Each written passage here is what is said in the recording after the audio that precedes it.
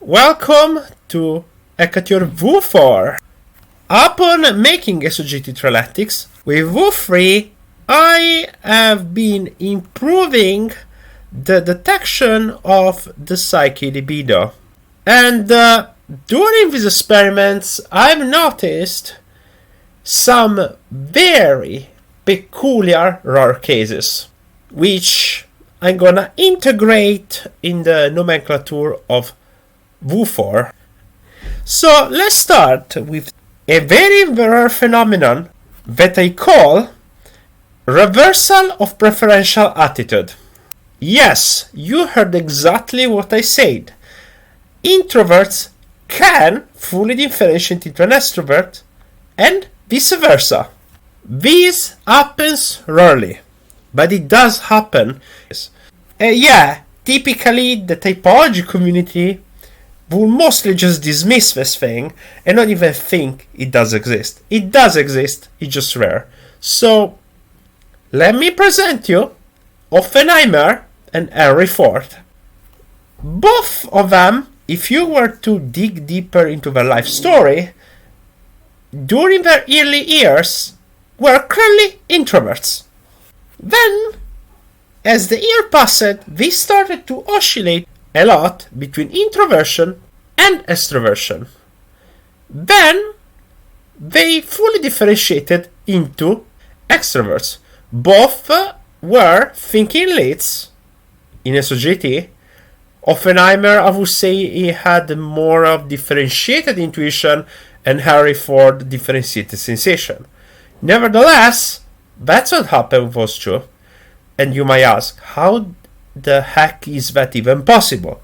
Well, remember when I said to you that introversion and extroversion in SOGT are more of a mechanism that you can turn on and off, and is the habitual user of introversion extroversion that gives you the introversion extroversion type? Yeah, it's not linked to functions as the derivatives try to desperately make it to be. It's an independent parameter. That's why in Hekatior, which uses SOGT for the think and feel part, I don't attach introversion extroversion to functions. They are just a different mechanism, and yes, the conscious part will be towards the preferential attitude more, and the unconscious more towards the opposite of the preferential attitude, with various degree, of course, of consciousness in the psyche. Now, that said, so Oppenheimer and Ford started as introverts, and it's pretty obvious if you read more about their early years, but then and they started to oscillate between introversion and extroversion a lot. This, I think, could be also a part of becoming more mature as well. But here is the thing that actually separates the Oppenheimer and Ford case from many others. They didn't just oscillate between introversion and extroversion. At a certain point, something was triggered and they fully differentiated in extroverts. Now, I would say slight preference towards the extroverted objective attitude, but yeah. So, what I think happened was that both Oppenheimer and Ford psyche had to readapt to deal with a lot of external stimulation. So the psyche had to rearrange towards extroversion. I would guess this is possible also for extroverts as well. It's just basically the same thing, but instead oscillating between extroversion and introversion, and then fully differentiating into an introvert. Unfortunately, at this time, I do not have examples of extrovert to introvert, but I do have example of introvert to extrovert I mentioned before. I would say, however, that reversal of preferential attitude is rare. It's not something that you see often.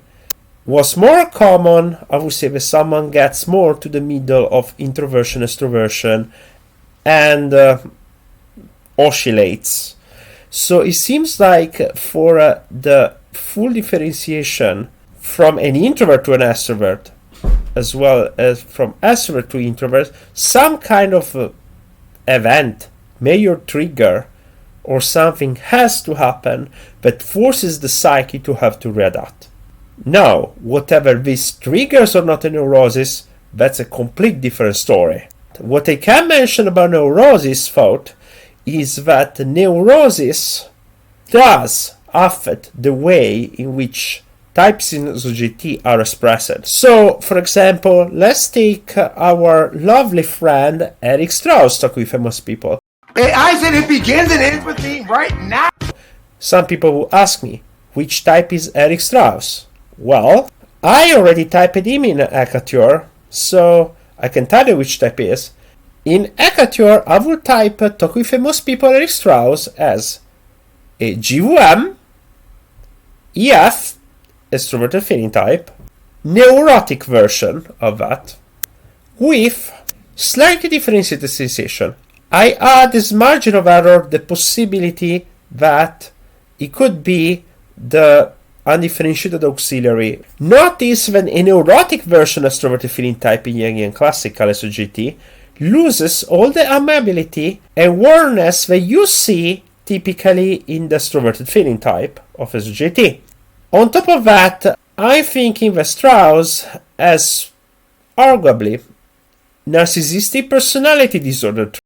This was also raised by Flow State in a video regarding a family situation of Eric Strauss, which I'm not interested in his personal life, by the way, so yeah, he can do what he wants, just for purpose of reporting data here, I'm bringing this up. In my opinion, you're free to live as you want, as long as you respect the freedom of other people.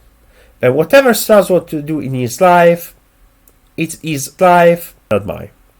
Also, Strauss obviously is a drug addict. I mean, come on, the weed, the bongs, and so on. And I add he could potentially have ADHD. I could see some people type Strauss as the extroverted sensation type we think in auxiliary and classical. But I personally don't agree with that typing because, as I mentioned before, Strauss is also arguably ADHD on top of that, and someone having ADHD does not mean automatically you're an extroverted irrational Jungian classical. That's not how you type people.